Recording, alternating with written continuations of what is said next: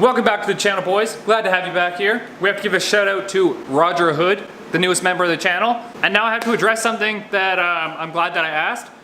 We did put a solid transmission mount in the car. However, I didn't really think about it, and now it makes sense that you guys told me, but I should run the poly mount in the transmission because of the flex of the car. I was like, I solid mounted the engine, why don't I solid mount the transmission and then nothing should move? But I forgot that the car itself is actually gonna flex because there's no cage in it or anything. So if the engine's solid mounted and the trans is solid mounted and the car flexes, something's gotta give, and that's where you end up breaking at bell housing, and we just paid a lot of money for that bell housing and we don't wanna do that. So we're gonna put the poly mount back in so that trans mount, stupid. Today is I wanna actually solid mount the turbo. I did solid mount it, but I'm thinking I'm just gonna weld that bracket that we bolted on there into the flange. I think I'm going to weld that onto the side of the frame so the turbo is gonna sit on there anyways. The reason I wanna do that is I kinda wanna add this other flex section into the other side of the turbo. That way the turbo's on the frame and then the engine can flex the way it wants to flex without breaking anything. As I said before, my first project for the TIG welder is going to be to build an exhaust hot side. So I've already started ordering new like V-band clamps. I'm gonna order some 304 stainless mandrel bends. Instead of this style, instead of this style flex, I think I'm gonna get some bellows. I'll put a picture up here so you know what I'm talking about. And then I kind of want to move the turbo on the other side of the frame rail. What I think I'm gonna do is I'm gonna cut this whole thing out right here, and we're gonna put the turbo on this side of the frame rail so the exhaust comes up to this side of the frame rail, and we'll solid mount the turbo to this side of the frame rail. Now, before I get too crazy into retaking apart stuff that we've taken apart 1,000 times already, what I'm gonna do is I'm gonna do what I said I was gonna do today, and I'm gonna pull the gas tank out so we can get started on our fuel system, because that's probably the biggest thing we have left to do. So I'm gonna jack up the rear of the car, get it on jack stands, and we'll begin pulling that fuel system. Now, it is cold as balls in here again today. I'm freezing again, but I'm gonna do it for you guys. This one's for you, Jackie Chan. So you can definitely tell that the fuel tank's never been out by how much dirt and rocks and dust end up on your face and your ears and in your nose and shit. All the rocks and dirt and stuff that's collected on the tank, and then all that fell out of it too. Most of it ended up like in my ears and my nose and stuff. Sweaty now.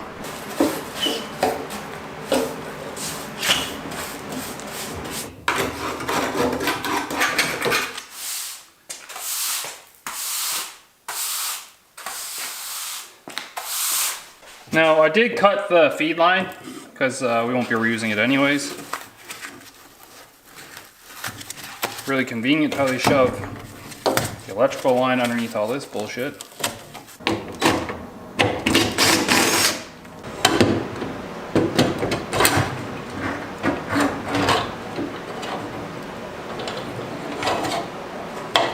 Alright, here's our comparison of, this is our On 3 Performance new fuel hat. It's like a billet top. As you can see, we do have to epoxy the wires in here because there's no connectors, so the wires just stick through, and then it's like an epoxy that goes on there to seal it. And then our factory one, obviously, obviously it's factory. I think you can fit like a 340 pump in here. If all you're aiming for is like 500 horsepower or so, you could probably get away with just adding a pump. However, we're building this so we could probably crank it up to like 800 or 900 horsepower, so we gotta get rid of this.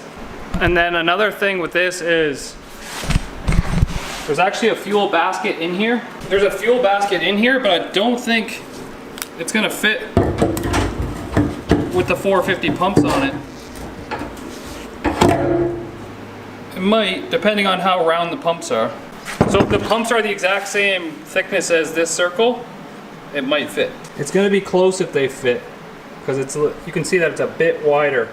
And this thing is like almost the exact. So we're gonna end up running 2 pumps. Probably one here, and then one probably here, and this one.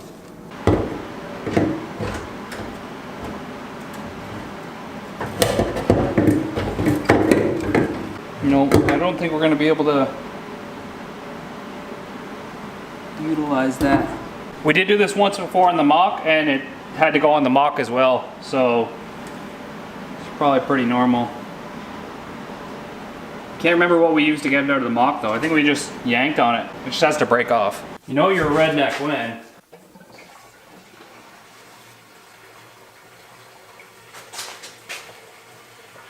I never siphoned gas before in my life, ever.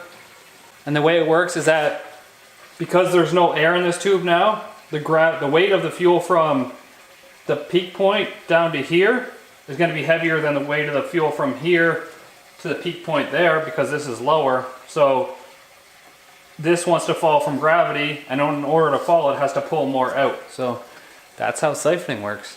And that's about as good as we're going to get.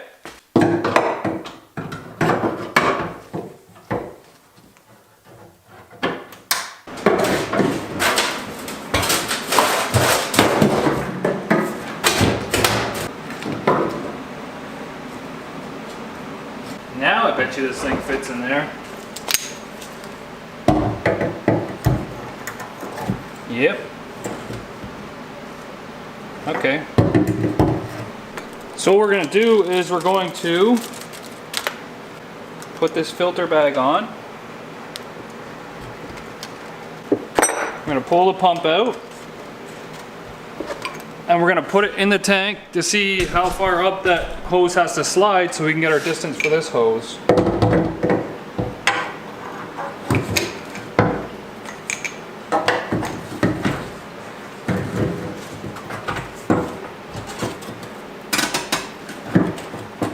So apparently all the way bottomed out is too much. You know what I think it is? I think this filter bag is too tall. So you can see that we're too tall here. But normally I think a filter bag, oh come on. Normally I think filter bags sit almost flush with the pump, on most of them anyways. And we can't make this shorter anyhow, so I think I'm gonna have to get new filter bags, because I did buy the wrong install kit for this other pump and it came with a 90-degree filter bag. So 2 more filter bags I think. So we're kind of stuck on the pump now. That sucks. But that's unexpected problems I'd like to find now rather than later. So if anybody knows the part number to like the flat filter bag from Walbro, please put it in the description because I really need it. And what size that these are, because I need to get a plug as well. I think it might be like a -6. No, -4 maybe? -4 plug, maybe. So that sucks. We'll move this to the side and keep moving on with today, I guess. Next up, I was just gonna build a quick little board for my relays back here somewhere. Yeah, we got a sub back here, streetcar. I was thinking about just putting it in the back here. Yeah, right here along the back somewhere. So I've actually got a rough spot of where I can put it. So we're gonna use about half of this, roughly. The top half here is for mounting, so we can't use this. So we have to put our thingamajiggies on right here. Oh, that's what I was gonna order and I didn't order one. I was gonna order a fuse panel. So we have one of these that we can stick right on the end. And then 1 relay for each pump. And like totally, since we're only using 4 pins and we don't need the extra pin, you could just like grab on this blue wire and yank her to out of there. I was gonna curse, but then YouTube's like, don't curse. And then I'm like, fuck, I cursed. Goodbye, blue wire.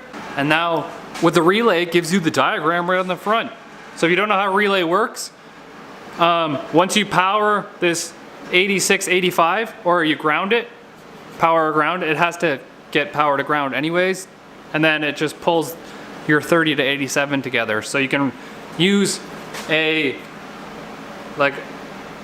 thin gauge wire to activate a big gauge wire. So we're gonna mount these things too.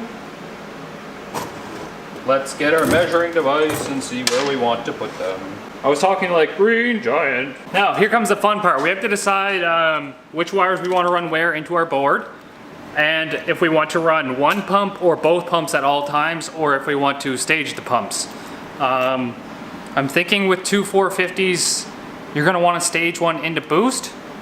With the Holley ECU, I'm not sure if that's a grounded signal or a positive signal coming from the ECU. I don't know if the ECU is gonna ground the second pump or if it's gonna turn on the second pump. So one's gonna be turned on with ignition. So that one's gonna get a power, and then the second one's gonna turn on with the Holley. So I don't know if that's a power or a ground. So because we have tons of space, we're only running two pumps. Each one's gonna get its own individual thing, and then we can decide from there what we're gonna do with the rest of it. I'm just gonna do it and I'll show you what I do afterwards. Okay, this is what I did. I didn't have to build this panel, I just did it for fun. Essentially what you can do instead of doing this is you could totally just buy some spade terminals and just buy your blank relays without harnesses in them, and then the spade terminals just fit onto these spades here. And you could just run your wires from the front into some of these and then run them straight out of these into the pumps. I just did this because it's kind of like, I don't know, it makes it easy to diagnose things. If you got something wrong, you could just ground out one of the pumps with like a little alligator clip or something. But anyways, so we have our two relays, pump 1 and 2, 1 and 2 here, and then ground goes in here. So your main ground comes out here, and your main ground comes out here on these pumps. So these two will just be chassis ground. These next two will be to power from the front. So each will have their own fuse from the front with like a 10 gauge wire or 12 gauge wire all the way to the back. I think 12 gauge. Yeah, 12 gauge wire to the back with a fuse in it. And that'll feed both of these pumps. And then because I don't know which is which, so that's our little board. It gets cut off here. Holes get drilled in here, and it just mounts up in behind where like the stock one would be. So I just built it that we're gonna be able to bolt it into here like this, and so it's hidden behind this panel. Then our wires are just going to come out here, and then they're going to run along the back where the factory wires are going to run, and then they go down into this plug over here that we're going to have to rework, and then that's what goes underneath.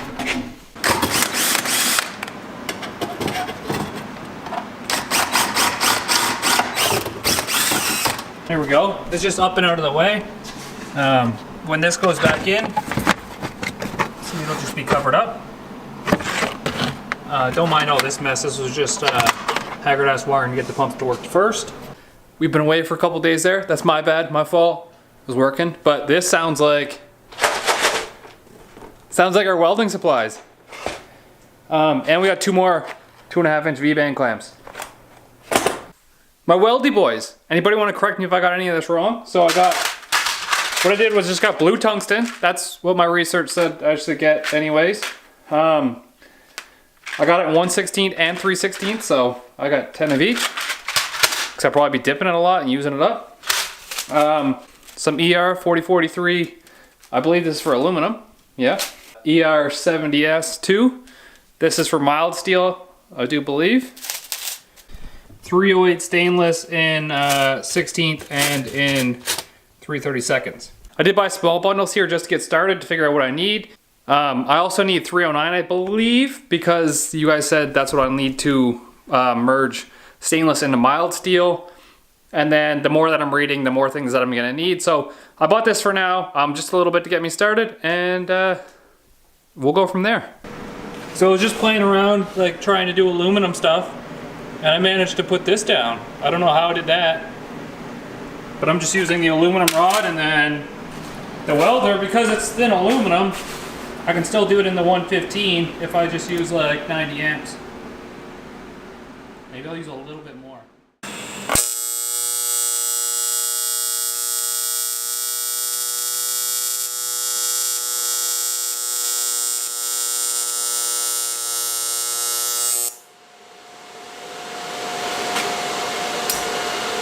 Okay, I know I'm wasting time not working on the car right now, but out of curiosity, I want to like cut this pipe and see if I can weld it back together, which might be a big task for me, but not for you guys, so it's gonna be interesting, I think.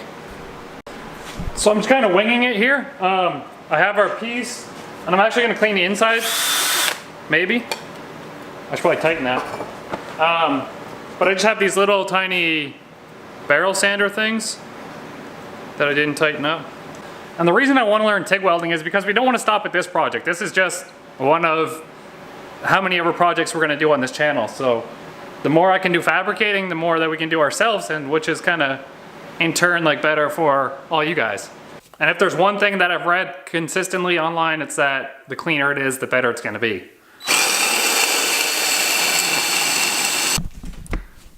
I do have a little bit of acetone here I should probably clean the pipes with. I'm not sure if you're supposed to use it on aluminum, but I know you're supposed to use acetone on steel, so we'll just guess.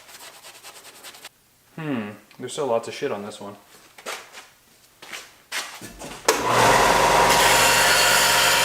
I don't know if I'm supposed to back purge aluminum. I think I am. 1 second. This is gonna be our back purge tank. We have the gauge here, just connected to a little cheap line. And then we're gonna use some tin foil on either end to seal it up. And then I'm gonna back purge it. Probably shouldn't have touched that.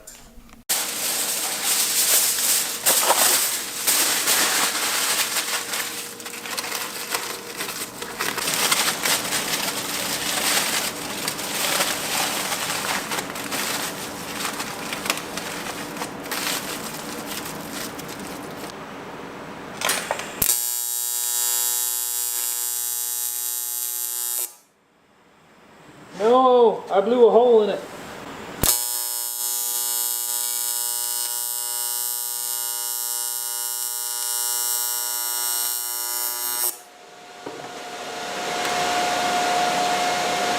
Too many amps.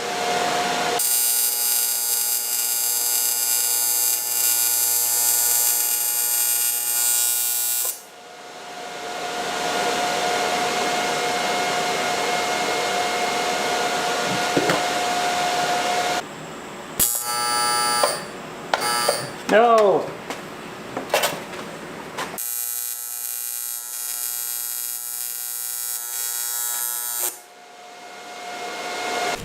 I dipped my filler rod a little bit, but that's my weld. That doesn't look too bad, does it? Maybe? I don't know. Someone tell me if that looks okay. To getting it started, I'm having trouble getting the heat to pool a little bit, so maybe I have to put more amperage and then taper it down on the pedal. And then just walking it seems pretty okay. I'm bad at like adjusting the torch angle, but that's my aluminum weld. We'll see what it looks like on the inside after. I'm gonna try and continue welding it up. Okay, I'm not afraid to show you my failures. So we started off pretty good. We did this one, and then we turned around and we did this one, but then I think we got stuff too contaminated and it started going all wonky on us. So that's something I'm gonna have to learn. Yeah, see, you can see it got like, the tungsten like started getting contaminated, I think. So that was our attempt at aluminum real fast, and now we're gonna go on to steel and see if we can merge these two pipes together. So I'm just cleaning it off with a floppy disk on the end here.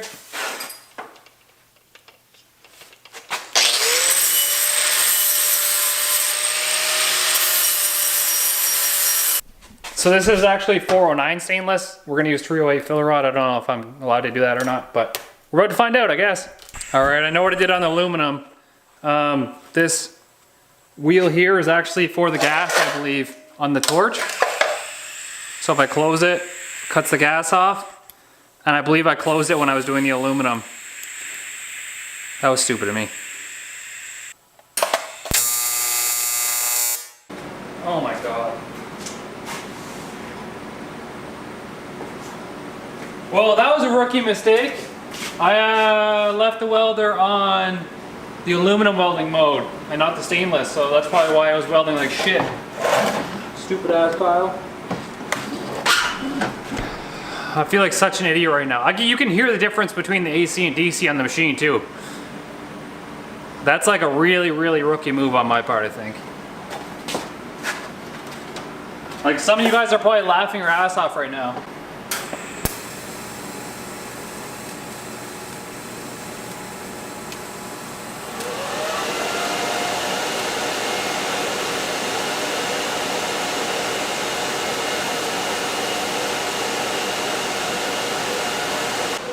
So that was my longest ever weld I've ever done.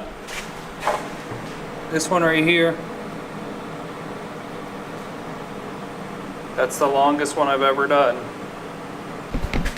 And okay, yeah, I think I got it right because you probably won't be able to see the inside, but the inside, the penetration looks just as good as the outside. Which means we're on the right track with the back purging thing here. You see it in there?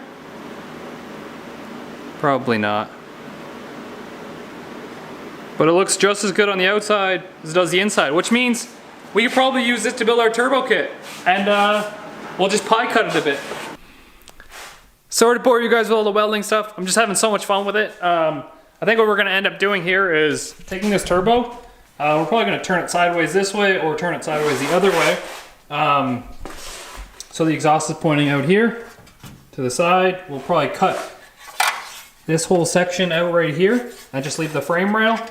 And we need another T4 flange. We'll position the turbo over here, solid mount it, put 2 flex pipes in each side, and then join it all up.